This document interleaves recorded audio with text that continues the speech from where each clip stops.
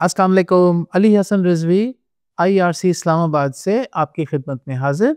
हमारे साथ आज हस्बे मामूल तशरीफ़ रखते हैं डॉक्टर मोहम्मद सगीर, जो साइकोलॉजिस्ट हैं। यहाँ आईआरसी इस्लामाबाद में हमारे साथ आज डिस्कशन में हिस्सा लेंगे। आपका बहुत बहुत शुक्रिया आने का। और मैं कुछ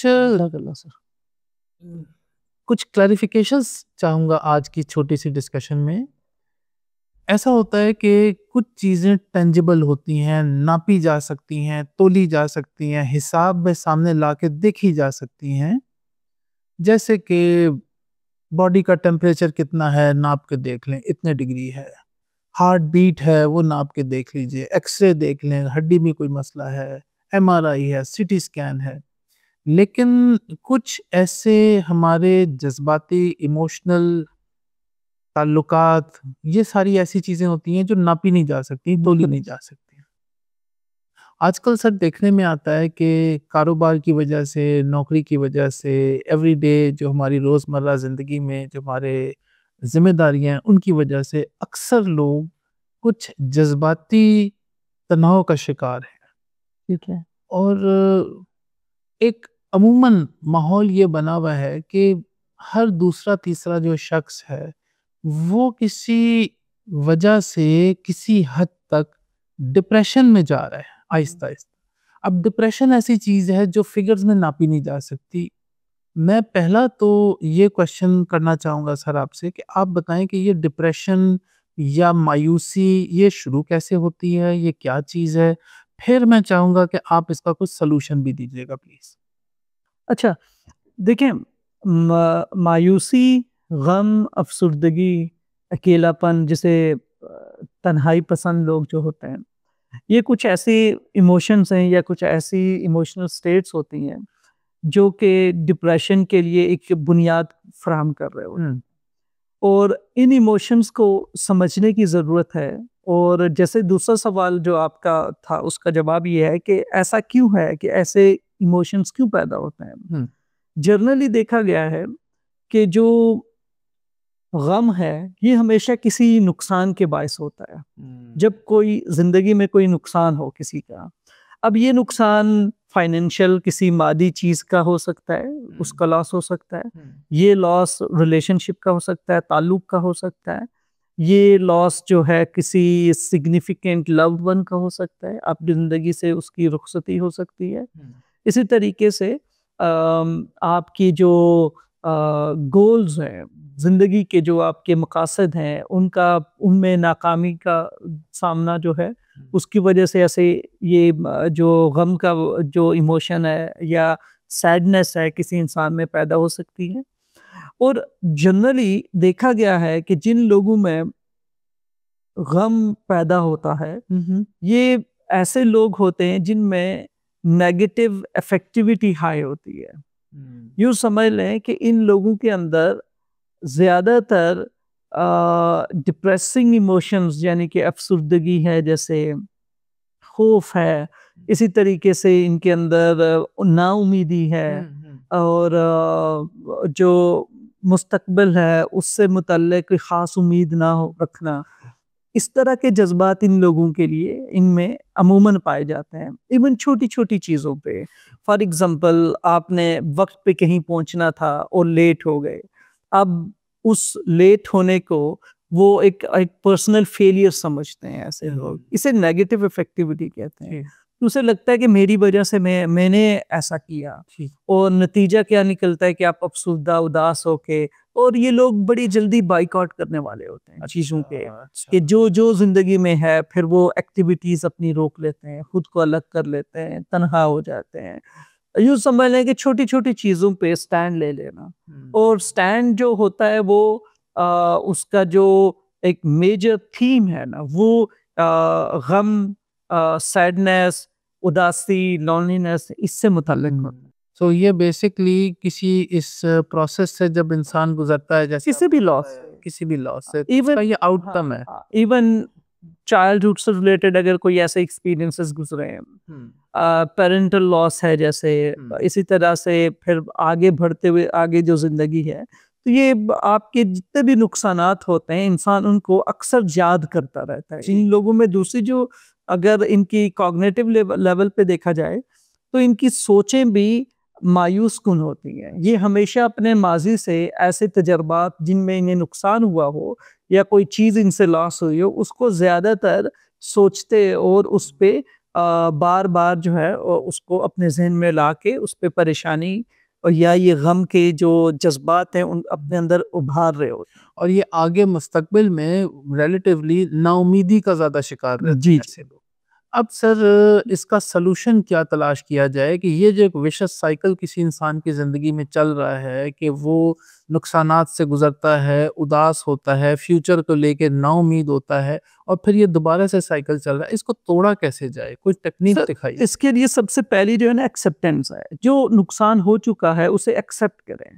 हुँ, जो आपसे जा चुका है उसको समझे कि वो जा चुका है। हुँ, समहाउ ये लोग ऐसे होते हैं कि ये अपनी ज़िंदगी में अभी भी उसी नुकसान का जो टाइम है या जब वो नुकसान हुआ था या जब वो इमोशनल ट्रॉमा से गुजरे थे जिस वक्त वो अब भी उसी इमोशनल जो टाइम जोन है उसमें खुद को जो है ना ये कैद कर लेते हैं। हुँ, उससे निकले हुए नहीं होते तो इन्हें उससे निकलने की ज़रूरत है। अच्छा, एक्सेप्टेंस की ज़रूरत है और अच्छा, इसके साथ साथ पेशेंस सब्र की ज़रूरत है कि जो हुआ वो तकदीर इलाही है। हुँ, कुछ चीज़ें हमारे कंट्रोल में नहीं है, हमारे इख्तियार में नहीं है। फॉर एग्ज़ाम्पल हम पास्ट में जाके अपने उन चीज़ों को करेक्ट नहीं कर सकते दोबारा से। ठीक, जो नुकसान हुआ वो हो चुका है, ठीक उसको है, एक्सेप्ट करें और हाल में बेहतरीन तरीके अपनाने की कोशिश करें और जो लॉस अगर आपको लगता है कि आपकी तैयारी ना होने की वजह से या आपकी अपनी स्किल्स रेलेवेंट ना होने की वजह से हुआ है, तो उन डिफेक्ट्स, उन फ्लॉज़ पे काम करें, उन गलतियों को कम ख़त्म करने की कोशिश करें। फ़ोकस सॉल्यूशन बेस्ड होना चाहिए। सॉल्यूशन बेस्ड, ठीक है। अब सर देखिए एक आगे मसला ये आता है कि एक शख्स है वो कई मर्तबा कोशिशें कर चुका है आगे बढ़ने के लिए लेकिन उसको नाकामियाँ फेस हुँ, करनी पड़ रही हैं। अब उस बंदे के अंदर नेचुरली एक खौफ है कि अगर मैं आइंदा कोई कोशिश करता भी हूँ तो I will and up in a failure. इस खौफ के साइकिल को कैसे तोड़ा जाए? देखिए वही जो लूप है ना एक जी, साइकोलॉजिकल लूप है जो डेवलप हुआ है। अब माज़ी के कुछ ऐसे तजर्बात हैं जिसमें नाकामी है। जी, जी। तो बेसिकली सोच ऐसी पैदा हो गई है या सोच में ऐसा खलल पैदा हुआ है कि आप अब अपने आप को उसी लो सेल्फ एस्टीम या उसी फेलियर के बायस या उसी फेलियर के रंग से आप अपने आप को देख रहे हो। जी, बिल्कुल। पर्सपेक्टिव सीख लिए आपने एक नेगेटिव पर्सपेक्टिव डेवलप कर दिया है हुँ, कि 2-3 दफ़ा पहले नाकामी हुई है, हुँ, तो तीसरी दफ़ा भी नाकामी होनी है, हुँ, चौथी दफ़ा भी नाकामी होनी है। हुँ, तो आप अपना जो पुराना एक्सपीरियंस है प्रीवियस उसको ओवरली जनरलाइज़ कर रहे हैं। ना कि एक स्पेसिफिक इवेंट, एक न्यू स्ट्रैटेजी, एक न्यू स्टार्ट के तौर पे उसको नहीं देख रहे कि ये नई एक काम है, इस नए काम के लिए मैं अपने आप को प्रिपेयर्ड समझूँ। हुँ, तो इस वजह से खौफ पैदा होता है और खौफ आपको प्रिपेयर करता है कि आप विथड्रॉ करें चीज़ों से हुँ, रिलेटेड, हुँ, ठीक है? हुँ, आप पीछे हट जाएँ या भाग जाएँ उस सिचुएशन से। हुँ, तो खौफ इंसान के अंदर इस तरह के इमोशंस पैदा करता है कि अब आप उसको फेस नहीं करेंगे, उसका सामना नहीं करना। तो हुँ, इसकी पहली स्ट्रैटेजी यही है कि उस खौफ को ख़त्म करने के लिए हुँ, आपने उसका सामना करना है।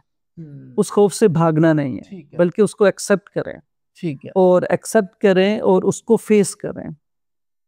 पेश कर। तो जब आप चैलेंज करेंगे खुद को और उस चीज़ को और उसकी बार-बार प्रैक्टिस करें, तो लो लेवल से फिर हाई लेवल पे जाएँ, फिर उससे हाई लेवल पे जाएँ, लेकिन आप देखेंगे स्लोली ग्रेजुअली खौफ ख़त्म होता दिखाई देगा आपके अंदर। और दूसरा ये है कि अपने पुराने तजर्बों को नए तजर्बों पे उनको एक-दूसरे के साथ लिंक ना करें। ठीक है, नया सॉल्यूशन, नई स्ट्रैटेजी वो आज के एक न्यू इवेंट है। ठीक है, उसको एक न्यू स्टार्ट के साथ ही लेके चलें, ना कि पुराने तजर्बात से एक जो बायस्ड अप्रोच है, उसके साथ आपने नहीं सोचना। अगर आप उसके साथ सोचेंगे तो आप पुराने माज़ी के जो तजर्बात हैं, उनकी रूह से बेसिकली हुँ, आने वाले तजर्बात या आने वाले इफ़ेक्ट इवेंट्स हो रहे को हैं। आप देख रहे हैं और वो इफ़ेक्टिविटी जो नेगेटिव इफ़ेक्टिविटी है या नेगेटिव इमोशन फ़ियर है, वो आपके अंदर पैदा होगा। हुँ। अब सर देखिए, एक तीसरी चीज़ है जिसको मैं मेंशन करना चाहूँगा, और वो बेचैनी है, एंग्ज़ायटी है। अब 2 सिचुएशंस हैं सर देखें, एक लड़का है वो एम्बेसी जाता है, वीज़ा उसने अप्लाई किया है, से स्टूडेंट वीज़ा के लिए जाता है, लाइन में लगता है और इतनी बेचैनी का शिकार होता है कि इंटरव्यू से पहले ही वो हाथ मसलना शुरू कर देता है और वो वापस चला जाता है। या सेकंड सिचुएशन में एक शख्स है, वो टाई-शाई लगा के, सीवी लेके नौकरी के लिए जाता है और जब वहाँ जाके बैठता है, इंतज़ार करता है अपनी बारी का, तो बेचैनी जिसको एंग्जायटी कहते हैं, उसका शिकार हुआ। सर ये अक्सर देखा गया है कि लोग इंटरव्यू दिए बगैर वापस आ जाते हैं, इतनी बेचैनी हो। इस बेचैनी का क्या हल है सर? देखें,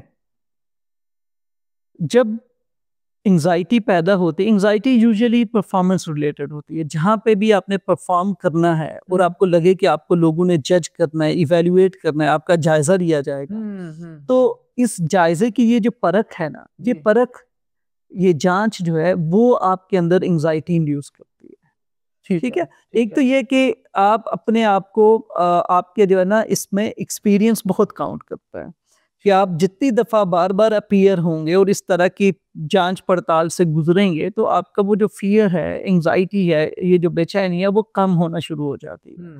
बेसिकली हर जो नॉवेल्टी है ना, एक नई अनोखापन, नई सिचुएशन, और जिसमें आप अपना आउटकम या उस सिचुएशन को बेसिकली आप प्रिडिक्ट नहीं कर पा रहे और आप अनसर्टेन फील कर रहे हैं, तो वहाँ पे एंग्ज़ायटी पैदा होगी। एंग्जायटी होगी, अच्छा। अब एक तो ये कि आपके अंदर जो उस चीज़ से रिलेटेड मानूसियत, यानी कि आप उसको जानते हो, फ़ैमिलियरिटी उससे रिलेटेड पैदा हो, तो आपके अंदर एंग्ज़ायटी के इमोशंस सेटल होना शुरू हो जाते हैं या बेचैनी कम होना शुरू हो जाती है। ठीक है। तो इसके लिए एक तो ये है कि ज़्यादातर लोगों को जब उनकी प्रॉपर तैयारी नहीं होती, फॉर एग्ज़ाम्पल परफॉर्मेंस है, जी। उन्होंने उसको बस पढ़ लिया, रिहर्स नहीं किया, हाँ, उसको एक बेसिकली आपने एक सिमुलेशन में प्रैक्टिस कर लें, 2-4 अच्छा, लोग बैठ जाएँ, अच्छा, आपको अच्छा। इंटरव्यू कर लें, आपसे क्वेश्चंस कर लें, रिहर्सल करना। हाँ, रिहर्सल हो, प्रॉपर रिहर्सल हो, हाँ, और उसमें आप परफॉर्म करेंगे, तो जो आपका लोअर लेवल का जो है ना, हाँ। जो इमोशंस हैं, जैसे बेचैनी है, वो